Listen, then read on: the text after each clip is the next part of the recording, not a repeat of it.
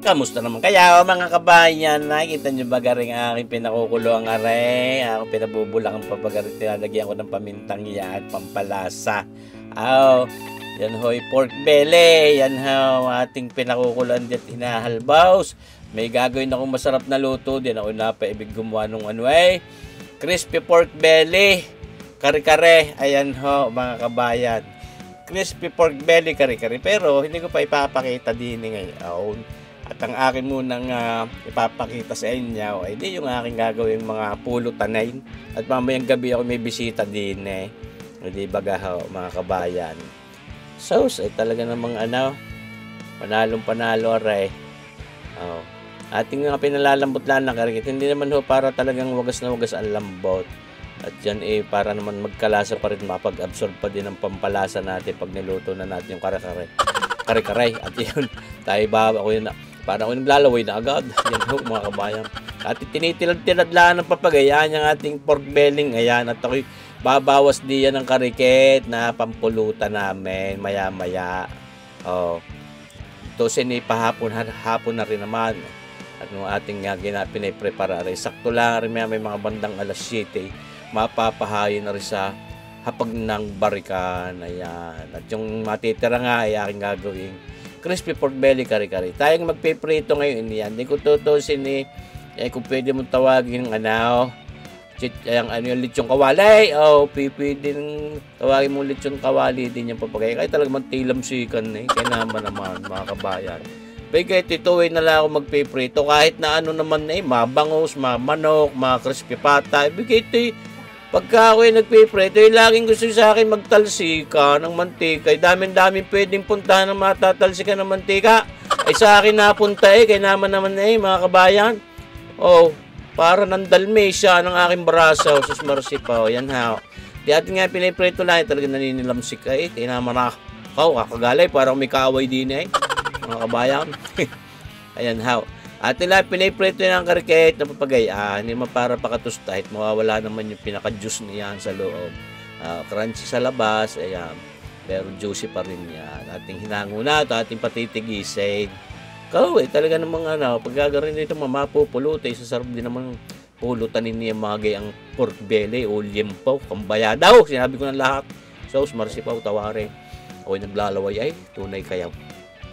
Sarap. Ngayon, patitigisin muna natin yan. Yung ating natira, yun ang ating gagawin crispy pork belly kare-kare. Ngayon, nagpiprepara naman tayo ng ating stick pan na yan. Lagyan natin mga 1 kutsara at kalahati na yung butter. Ating minemilk diyan. Ating hinihahaplas-haplas diyan mga kabayan. At tayo magluluto ng isa pang pulutan naman. Yung mga baby potatoes and how ating lulutuin diyan sa garlic butter na yan. Talaga namang pampasarap din. Garlic butter, sinasangkot siya natin diyan. At diyan natin pagugulungin yung mga baby potatoes. Yung marble potatoes ating pinagbiyak-biyak din ng karikit para manuot din ang lasa. Ayan ha. Mahirap yung pagka buong buo at yan may balat hindi naman na-absorb yung lasa. Kaya ating binibiyak pa rin. Halbos ko na yan. Mga kabayan, may karikit na timplang asin at paminta. Pero magkukumpleto ng flavor, di ang ating ginamit na butter na yan. At saka yung garlic na yan. At yung pang ating ipaglalagay pa diyan mamaya pag hinango natin. Ating papamintahan yan ng papagayaan. Kahit papagayaan, mga kabayan. Diba gahaw? Alam nga naman ito na kayong sauce marsipaw. Talaga namang panalong panalo ito. Mga pulutang papagartaw. Lalo pag ang babarikin yung mga bear o mga red house. Shout out. San Miguel Pilpilsay na paborito ko. Bikini man. Hindi natin masyado pakakaunin naman diyan. At yan naman may inilambot na baka masyadong lumambaw ay hindi masarap. Dapat ay may ligat yung mga ganyang baby potatoes o marble potatoes na yan. May hango na yan pagka lumambot nakakaumay mga kabayan. Sauce marsipaw, talaga namang pag mga barikan ako'y napakasipag din naman gumawa ng pulutan niya. Ating lagyan ng karikit pang asing karikit na karikit lang dahil may ilalagay pa tayo diyang kisaw na cheese at napaka-special na cheese ang ating ilalagay diyan sa ating baby potatoes and garlic butter. Ayan.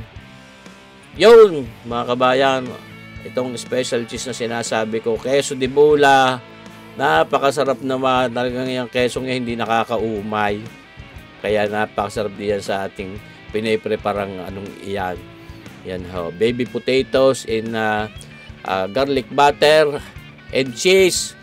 Oh, and mayonnaise pa. Sasamahan pa natin yan ng mayonnaise, mga kabayan. Oh, di ba gahaw? Pagka yan ay napahayin na sa habag ng barikan, ito na namang umays. Ang mga kabarikan, mga kabayan, umis na hanggang tainga ang lakay ng umays. Ito ang pinakamasarap lalo din, mga kabayan.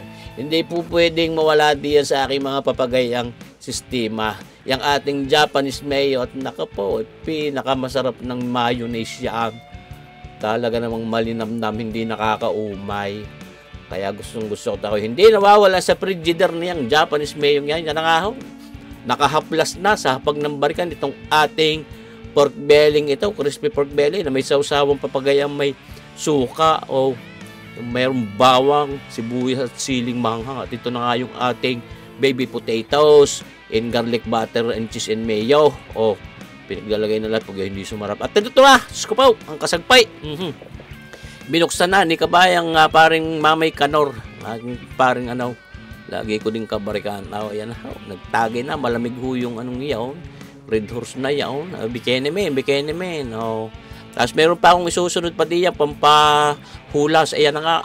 Ating kita nyo yung pinaghalbusan ka. Dinagdagan ko lang ang karikit pa sa sabaw at nilagyan ko na yung ating mga siomay na yan. At saka karikit ding baby potatoes na binawas ko doon. Tapos may mismong yan ating niluto na yan ng mag-aaga. Di ito, medyo talab na sa barikan, ito naman ang ating ihahayin. Ayan na nga. Malusog po, di ba ga? Ikasarap din naman yung siomay na yan. Ay, nabibili ko dun sa, inu-order ko dun sa aking cottager na si kabayang Dr. Oscar, Barte, kasarap. Ayun daw siomay binundo, mura pa, pero kasarap. Yan na, lalanding na day sa hapag ng barikan. Pampatanggal at pampatanggal talab. Ay talab na kaya may mga gayang pa rin tayong mga inihahayin. Bukod doon sa ating mga pulutunin. Kasarap naman yan. Tunay na. Di ba gahaw, mga kabayan, ayos na ayos ang barikan. So, gusto kong i-shout out yung aking kapatid na si Tamis Romel Melody sa Rome, Italy. Magbe-birthday bukas. Kanyang ika-54 taong kaarawan. Ayan, 54th birthday bukas, October 17. Ang alam ko'y bukas. Salamat sa panunood, mga kabayan. Mabuhay tayong lahat. God bless.